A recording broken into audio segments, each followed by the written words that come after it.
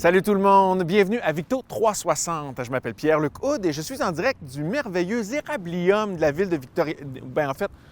Je suis au théâtre je sais pas, je suis au théâtre parmi nous, je suis à l'érablium. Tiens, bonne question. Ça sera notre premier sujet aujourd'hui. Je vais aller chercher quelqu'un à la ville de Victoriaville qui va pouvoir me dire, quand je suis ici, où est-ce que je suis? Cet arbre-là, il appartient à qui? Au Parminou ou à la ville de Victoriaville?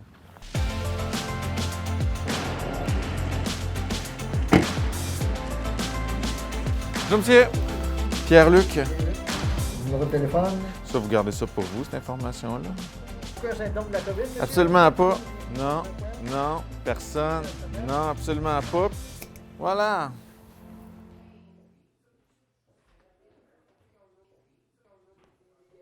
Bonjour, Julie Baribeau, ça va bien? Bonjour, oui, merci et toi? Mais oui, ça va très bien. Merci de nous accueillir dans ton beau bureau.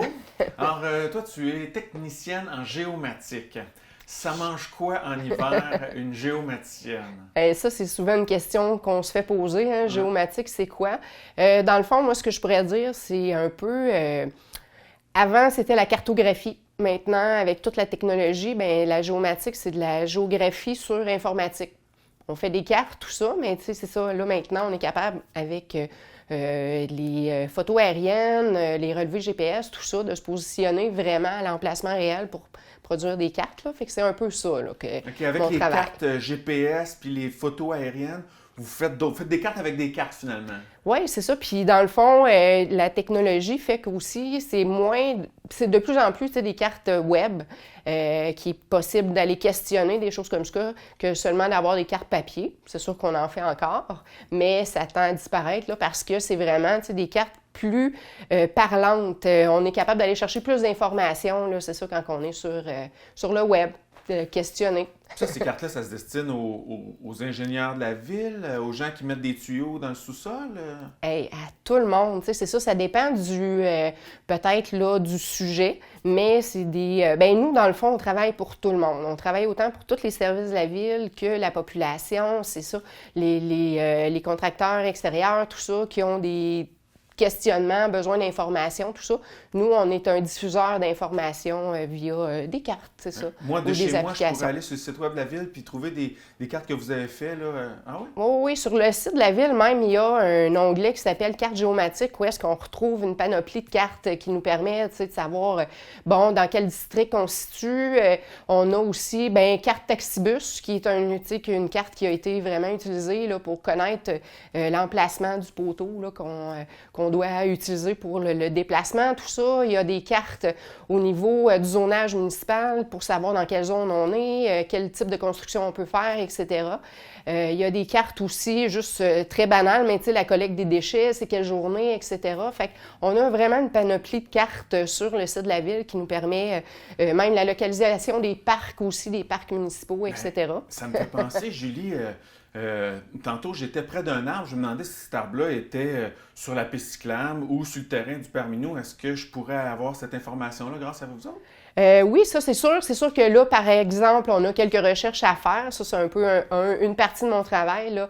C'est d'aller cibler les arbres en question sur le terrain, puis à savoir, c'est ça, avec la limite cadastrale.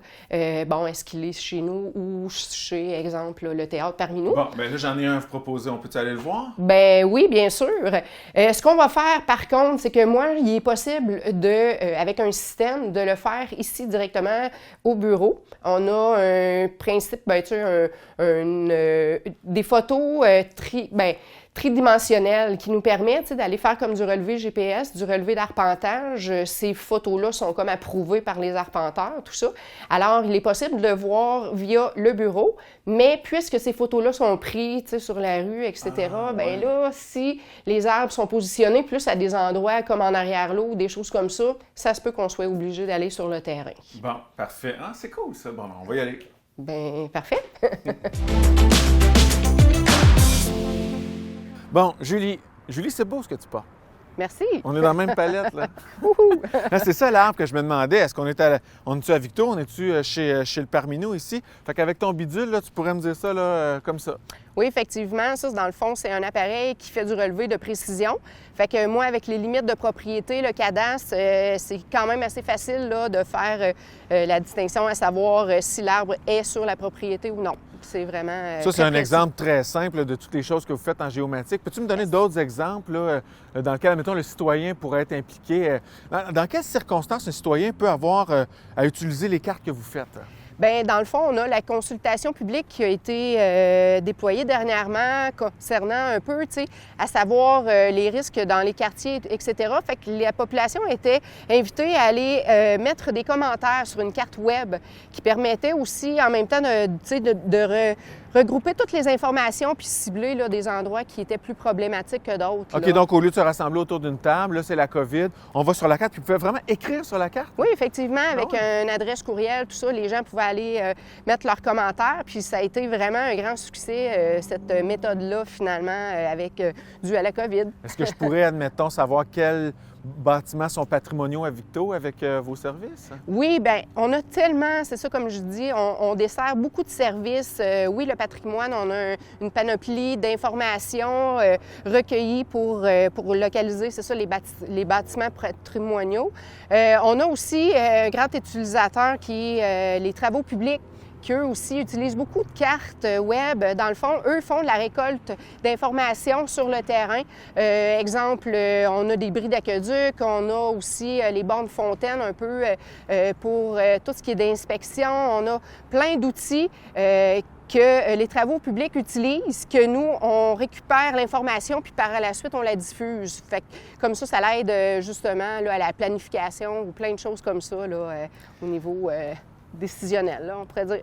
Fait que s'il y avait une guerre qui était déclarée avec Warwick, c'est toi qui déciderais où on met les canons, genre? Eh mon Dieu, non, je ne veux pas être être responsable de tout ça. Non, non. Mais dans le fond, c'est ça, nous autres, tu sais, géomatique, ce qu'on fait, c'est vraiment, on récolte l'information, on la traite, puis par la suite, on la diffuse. Fait que ça peut être utilisé autant pour les services de la ville que pour les citoyens, que pour les consultants, etc. C'est vraiment une banque d'informations là, qu'on gère. Bien, moi, c'est sûr que je vais aller fouiller là-dessus sur le site de la ville. Je suis Bien, vraiment j'espère. curieux de voir toutes ces informations-là. Je suis sûr que je vais me perdre là-dedans, comme sur les maps, les cartes satellitaires, tout ça. Fait que merci beaucoup d'avoir partagé ton beau métier de technicienne en géomatique avec nous. Puis on va en reparler un petit peu plus tard dans l'émission aussi avec Michael Provencher parce qu'on va parler de sécurisation des déplacements aussi. Fait que je suis convaincu qu'on va traiter des cartes dont vous avez utilisées pour la consultation publique. Ben oui. Merci, Julie. Merci. Alors maintenant, on va aller rejoindre Fanny Landry au Réservoir Baudet pour les informations. Réservoir Baudet, d'ailleurs, qui a sûrement profité des services de la géomatique de Victoriaville pour son grand projet de réfection. On va aller parler de ça avec Fanny. On passe par la piste cyclable, puis on arrive en 2 temps, 3 mouvements. Venez-vous-en. Fanny Landry, bonjour. Bonjour Pierre-Luc. Ça va bien? Ça va bien? On se retrouve cette émission-ci. On était en confinement. Oui, La dernière émission, les deux. On se retrouve, mais de loin. Voilà. Mais dans un endroit très bucolique, un endroit qui va bouger beaucoup prochainement. Ça va être surtout de ça qu'on va parler pour les informations aujourd'hui ensemble. Qu'est-ce qui va se passer sur le réservoir Baudet là, cet été? C'est la nouvelle du printemps. Hein. Disons-le, on l'attendait. Lancement des travaux au réservoir Baudet. Ça fait plusieurs années qu'on en parle. Ça fait 20 ans d'études de tout genre qu'on fait pour être prêt pour ce moment-là. Donc, début des travaux pour la période estivale 2021. Donc, dès le mois de mai, les gens vont le voir, la machinerie va s'installer. Ce qu'on va faire principalement, c'est vraiment l'ajout de la digue là, qui va venir séparer le réservoir Baudet. Donc, c'est ce que les gens vont voir. Est-ce qu'on va pouvoir continuer de faire le tour du lac? Oui, ça va demeurer une destination pour les Victoriavillois et les visiteurs cet été. Pavillon de service, jeux d'eau, parc, donc ça demeure accessible. Même les pédalos, les kayaks, il y aura un espace là, bien identifié où les gens pourront en faire. La piste multifonctionnelle, c'est certain qu'il y a une section qui va être fermée. Donc, il y a des plans disponibles pour ceux qui veulent s'informer, mais on fait un détour. Donc, on prolonge la piste multifonctionnelle. On en fait une portion temporaire pour que les gens puissent continuer à faire le tour du lac, comme leur habitude l'est. Triporteur, jogging, course en famille. Donc, Excellente oui, on habitude. continue de fréquenter le réservoir Est-ce que Baudet. les oies vont pouvoir prolonger leurs bonnes habitudes de venir dans le coin ou on va mettre de la signalisation dans le ciel pour qu'ils fassent un détour? Si on était sûr qu'ils comprenaient, ah non, mais non, on s'adapte à nos oies. Hein. C'est une fierté à Victo, Victo et ses oies. On adapte notre calendrier de travaux en fonction de la migration des oies, donc on essaie de les déranger le moins possible. Bon, parfait. On va quand même venir les voir. Moi, je te propose, Fanny, qu'on aille voir la petite superbe vidéo qui a été faite, là, où est-ce qu'on comprend tout, une image aux 1000 mots. Là. Fait qu'un petit 2 minutes à regarder ça, je pense que c'est bien intéressant. Ça te va? Tout à fait, c'est très inspirant. OK, c'est parti. Merci.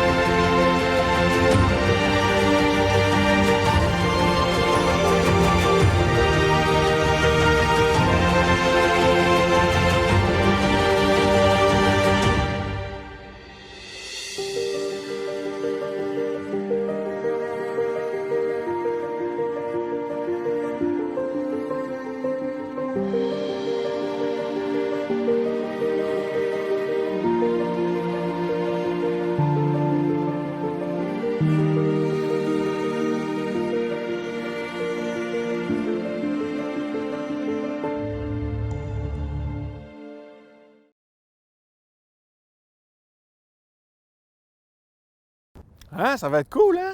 C'est bien le fun ce qui nous attend. Moi, je vais venir à tous les jours cet été avec mon triporteur pour regarder l'évolution des travaux. Et tiens, parlant de aide à la mobilité motorisée, AMM, triporteur, quadriporteur, on va aller en parler tout de suite avec des gens qui connaissent ça. La réglementation a changé il n'y a pas très longtemps. On se met à jour. Alors, on est au parc Henri-Paul Roux avec Nathalie Roussel, qui est responsable de l'accessibilité universelle à la ville de Victoriaville, et avec la conseillère municipale du district 8 Arthabasca-Nord, Madame Chantal Moreau. Bonjour, Chantal. Bonjour, Pierre-Luc. Vous allez bien, mesdames? Certainement. Super bien. Bon, moi, je ne vais pas très bien parce qu'il y a un incontournable qui n'aura pas lieu cette année. C'est le grand rendez-vous des AMM, aide à la mobilité motorisée, qui avait lieu au Colisée des Jardins à chaque année depuis 3-4 ans, je pense. Là. Puis malheureusement, à cause des circonstances covidiennes, ça n'aura pas lieu cette année. Mais c'est de valeur un peu parce que cette année, il me semble qu'il y a beaucoup de nouveaux règlements en lien avec l'AMM.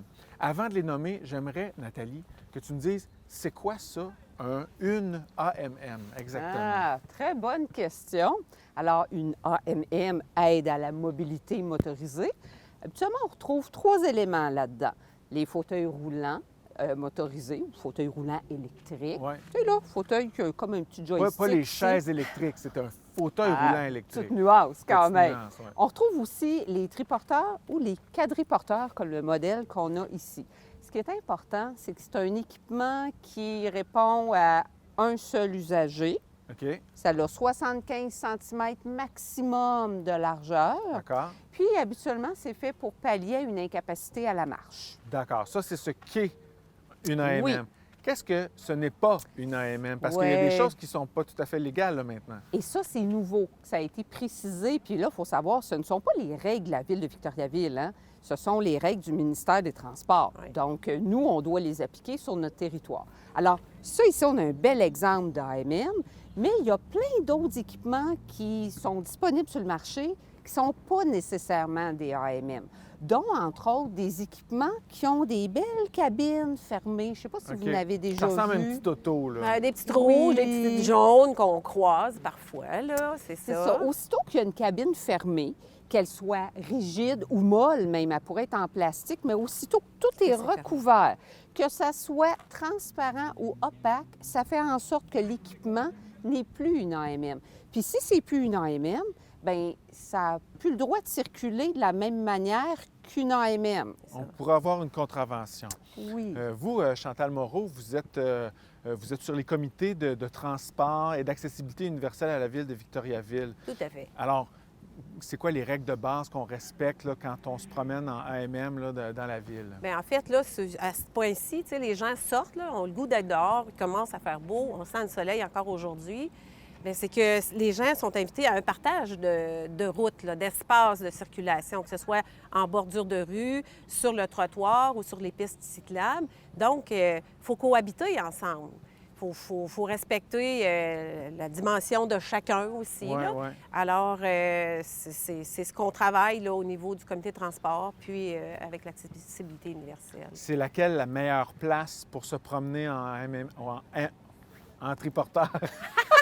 Est-ce que c'est le trottoir? Est-ce que c'est la rue? Est-ce que c'est la piste cyclable? En fait, l'AMM va circuler en bordure de rue ou sur l'accotement pour se rendre à une piste cyclable. Parce que, idéalement, la place de l'AMM, c'est sur la piste cyclable en autant qu'on puisse l'utiliser. OK. Sinon, c'est l'accotement, bien sûr, parce que c'est protégé d'une certaine manière. Puis sinon, dans les quartiers résidentiels, comme ici, bien, les gens vont circuler en bordure de rue pour aller rejoindre éventuellement la piste cyclable ou un endroit de circulation avec un accotement. Donc, dans l'ordre, on priorise piste cyclable, ensuite trottoir, bordure de rue Accotement.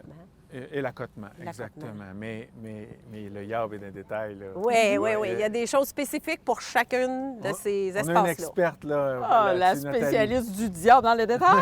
Allez, Nathalie! Effectivement.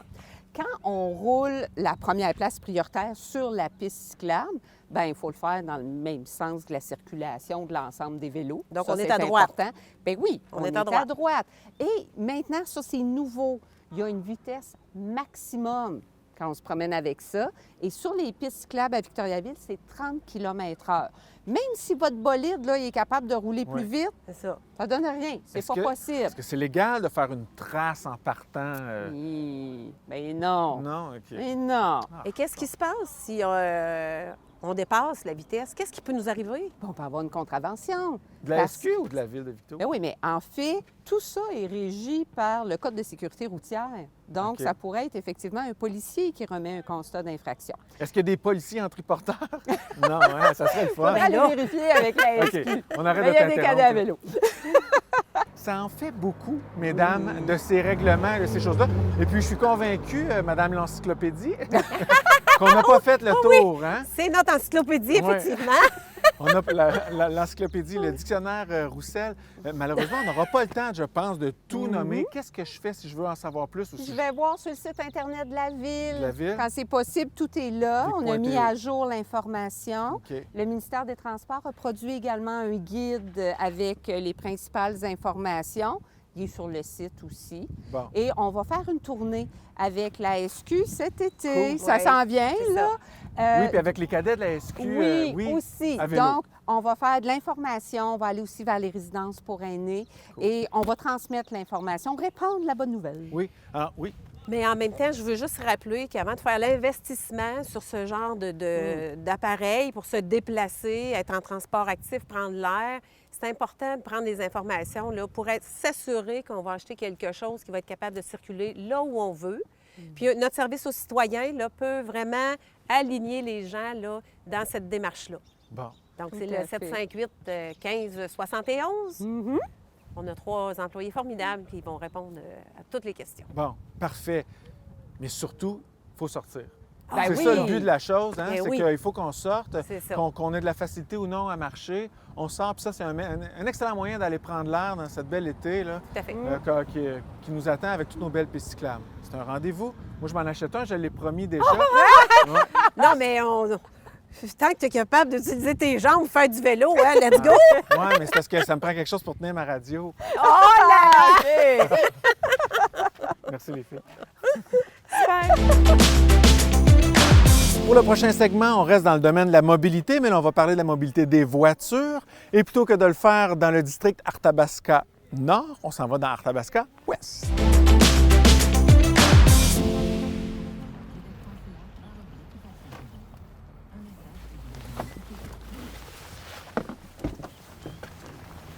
Bonjour, bonjour! Bonjour Pierre-Luc.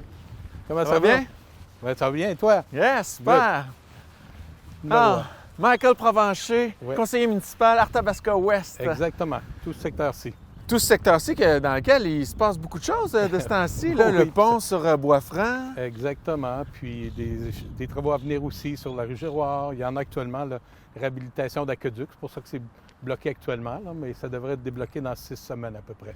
Puis dans une mesure un petit peu plus petite, ici, il va y avoir aussi des trucs qui vont se faire pour la sécurisation des déplacements. Oui, bien exactement. Comme vous le savez, depuis quelques années, Victoriaville regarde, on diminue la vitesse dans les quartiers résidentiels parce qu'il y a beaucoup de vitesse. Les gens se plaignent beaucoup de la vitesse et on fait différents aménagements temporaires à travers la ville. Cette année, on fait des aménagements temporaires à certains endroits, mais particulièrement dans le quartier ici, au coin de La Pierre et Trottier. Mais pourquoi on fait des trucs temporaires au juste? Bien, c'est qu'en fait, c'est tout un processus de consultation. C'est qu'on commence par inviter les gens du quartier à nous, lors d'une rencontre, ou maintenant c'est par par ordinateur, si Ouais. je peux dire, Oui, de virtuellement. façon à nous indiquer, oui, c'est ça, virtuellement, les problématiques qu'il y a dans le quartier. À partir de là, la Ville analyse le tout et suggère des aménagements, fait des aménagements temporaires dans le quartier qui a été consulté, parce qu'on y va par quartier. OK. Cette année, c'est le quartier d'Arthabasca.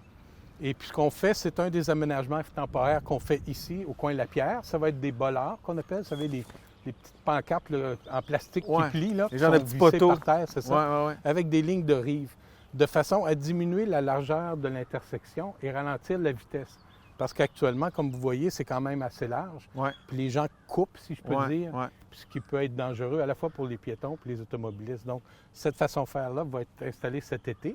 Donc, on oblige là, l'automobiliste à se prendre plus large, finalement. Donc, Exactement. comme il va avoir un virage plus aigu à faire, il va ralentir. C'est ça, il va aller moins vite. OK. Donc, suite à ça, à l'automne ou au courant de l'hiver, il y a une autre consultation qui est faite auprès des gens du quartier pour voir quelle est leur réaction face à ces aménagements temporaires-là. OK. De cette façon-là, ils peuvent dire oui, ça fonctionne, non, ça fonctionne pas, oui, ça l'a aidé, non, ça l'a pas aidé, ça l'a nuit et autres. Donc, 2 opportunités pour le citoyen de s'exprimer avant que ça arrive, une fois que c'est arrivé. Puis ça, ces consultations-là, je vais sur le vic.to, puis je vais trouver ça là, facilement Oui, sur le site web de exactement. la ville. Vous allez sur le vic.to, puis il va y avoir des indications à cet effet-là, comment procéder pour les consultations. Puis habituellement, les citoyens, lors de la première étape, lors des premières discussions, bien, il y a une invitation qui est envoyée aux citoyens aussi, dépendant, comme je vous dis, des périodes, si on est en période virtuelle ou autre. Ça va se faire soit par des envois postaux ou autrement. D'accord. Comme Bon. ça, les gens ont l'occasion de se prononcer. Donc, c'est long, mais c'est une bonne chose, parce que ça nous donne le temps de nous exprimer là, Ben, 2 exactement, fois. Ouais. exactement. Puis c'est pour ça qu'on fait des consultations. On ne veut pas imposer des situations aux citoyens, on veut leur opinion. Ouais. Et par la suite, on en tient compte pour faire des aménagements. C'est leur ville, après tout. Là. Oui, mais le but, c'est toujours de diminuer la vitesse, améliorer la circulation, éviter des problématiques, par exemple avec les piétons, les vélos et Ouais. autres. Ce sont les buts des aménagements qu'on Bon, fait. c'est grand votre territoire, puis il y a d'autres types d'aménagements là, qui sont instaurés. J'aimerais ça qu'on aille en voir un petit peu plus haut là, dans le vieil Arthabasca, si vous permettez. Ben oui, sans problème. Bon, c'est parti. On y se va. rejoint à Arthabasca. Moi, je vais électrique, vous à pied, moi, c'est non, ça? moi, je suis pas électrique. Ah, Malheureusement, come on! pétrole. OK, c'est OK, parti. à tout de suite. Le Provencher, on est présentement dans le stationnement de l'église Saint-Christophe à Arthabasca, dans le district Arthabasca-Ouest. On voit à l'horizon là, des aménagements, chaises, poubelles, tout ça. C'est tout nouveau, ça, là? Oui, c'est tout nouveau. Il y en a 5 qui ont été installés dans le vieil Arthabasca. Si vous me permettez, je vais juste regarder ma feuille pour vous dire exactement où ils sont, là, mais il y en a sur Boisfranc-Sud, au centre communautaire d'Arthabasca, au musée de l'Hôtel des Postes. Il y en a un aussi à la bibliothèque Alcide-Fleury, près de l'école Monseigneur-Côté, juste un peu ici, Ouais. puis en face de l'église Saint-Christophe. OK. Ils sont beaux. Ah oui, bien, c'est tout un style victorien pour s'harmoniser avec le décor aussi. Comme vous le savez, c'est à l'époque victorienne que la rue a été développée pas mal ici, donc ça s'harmonise avec ça. Et puis ce qui est plaisant aussi, c'est que le banc a été fait de façon à ce qu'il soit à une hauteur suffisante pour les gens qui ont certaines difficultés et autres. Là. Puis il y a des poubelles à 3 voies, là, récup, compost, puis Exactement. Ben, poubelle. Ça, comme- c'est victorien? C'est comme non, ça que ça ben, marche? la poubelle n'est pas victorienne comme telle, mais ils ont essayé de donner un style victorien. Mais le but, comme vous le savez, le Victoriaville, c'est le berceau du développement durable. Donc, on voulait s'assurer que les gens qui viennent s'asseoir, soit pour manger ou autrement, ou prendre du repos, bien, qu'il y ait des poubelles à côté, puis que ça ne soit pas jeté un peu partout. Là. Oui, absolument. Puis c'est touristique ici, là. Fait que... Exactement. Bien, ça répond à une demande qui a été faite par des citoyens, mais aussi par des touristes qui venaient ici, Comme vous le savez, l'église, c'est une église qui est citée. Donc, ça vient favoriser justement les aires de repos pour que les gens puissent s'asseoir lorsqu'ils viennent visiter ou autre. Faire le tour du cimetière, c'est drôle à dire, mais il y a quand même des choses intéressantes, des personnages illustres qui sont dans notre cimetière ici. Ben oui, absolument. Donc, puis la vue est à couper le souffle oui, bien, en c'est plus. superbe. Comme vous dites, en regardant, en plus, le banc fait face à la vue, si je peux dire, Ouais. avec toutes les... Comme ça, c'est extraordinaire, c'est un très beau coin. Ouais, Mais ouais. c'est pour favoriser justement la mobilité active et tout, permettre aux gens de se reposer pendant qu'ils marchent et autrement. Là. Parlant de mobilité active, là, c'est un bon point de départ ici pour en faire un bout. Là, on prend Laurier, on descend sur Sacré-Cœur. Puis Exactement. on a le bois. Comment ça s'appelle, le boisé? Le Boisé des Frères. C'est un parc que la ville a reçu en don de la part des frères du Sacré-Cœur, pardon.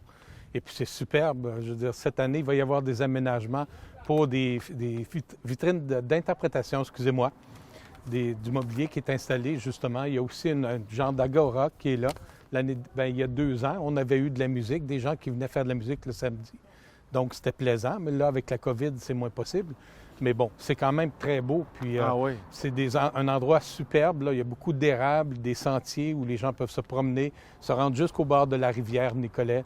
C'est vraiment superbe. Ouais. Comme ça, c'est très intéressant au niveau touristique là, pour les gens. Puis en plus, on avait, je ne sais pas s'il existe encore, mais un genre de circuit d'interprétation où les gens pouvaient arrêter puis voir les maisons avec l'histoire de ces maisons-là sur la rue Laurier ici. Ah oui, absolument. Ouais. Ouais. Bien, merci beaucoup de garder ça bien vivant, ce secteur-là, puis surtout agréable là, d'y vivre puis de s'y promener. On va marcher ça cet été avec plaisir. Mais comme vous le savez, Victo essaye de faire le plus d'aménagements possible pour la population, pour le tourisme, et puis le vivre ensemble et le vivre actif. Bon, super. Merci beaucoup, Michael Merci Provencher, à vous. conseiller municipal district Arthabasca-Ouest. Merci beaucoup. Merci à vous. Voilà, chers amis, c'est ce qui met fin à cette édition printanière de Victo 360. Émission qui aura bien porté son nom parce qu'on en a fait du millage aujourd'hui, le lac, Arthabasca. Alors, je vous invite à vous aussi, avec la belle saison qui s'en vient, à être mobile cet été, profiter du Boisé des Frères, faire le tour du lac, aller s'aîner, voir comment les ingénieurs ils font ça, puis profiter là, des belles pistes cyclables qu'il y a partout à Victoriaville. Sur ce, je vous souhaite un bon printemps et on se donne rendez-vous dans le mois prochain pour un autre épisode de Victo 360. Merci.